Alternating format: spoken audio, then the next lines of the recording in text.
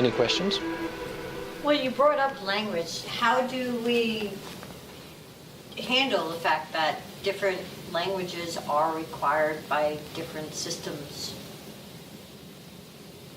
A very good question. So what we'll do now is, we stopped at universal business documents. There is still a level of variability or possibility for misunderstanding, possibility for errors between businesses, and so on and so forth. So we'll try to minimize that even further, okay? So what we'll do is, let's take one particular UBD and break it down even further.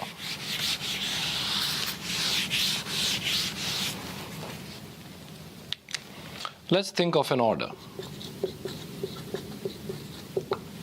Some of the key fields in a purchase order or an order create is a purchase order number, a line number, a delivery date, a quantity,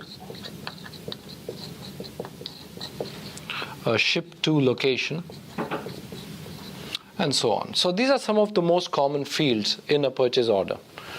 If I look at a purchase order and then say I look at an invoice, remember the invoice at the end of the day is for the same shipment that was initiated by the purchase order. So there are certain fields that the invoice has which you'd be surprised to know are extremely similar to what came in the order. So an invoice always has an invoice number, but it also has a purchase order number, a line number, a quantity, and then price and invoice amount. So earlier we saw how there could be overlap among different universal business documents across different processes. Now within the same process, we are looking at how there are similarities between different elements within the business process. So when you take this and when you take all of this and put it together, when there are two businesses communicating, what Elemica as a network does is we identify what is it that you're trying to convey. Are you trying to say that you want to send an order from a buyer to a supplier?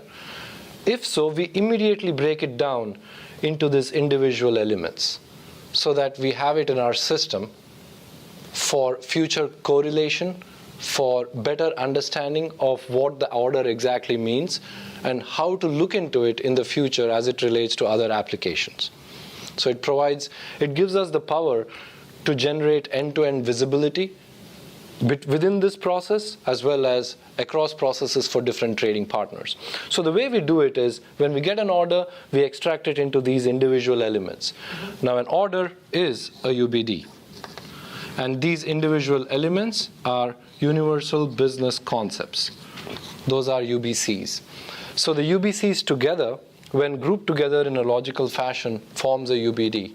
And multiple UBDs actually automate a business process.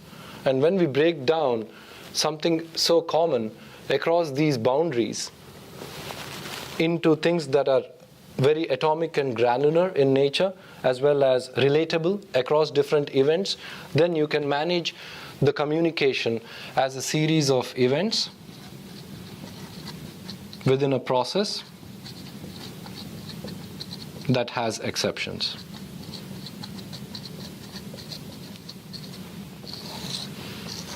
And that is the power of automating business processes using universal business documents.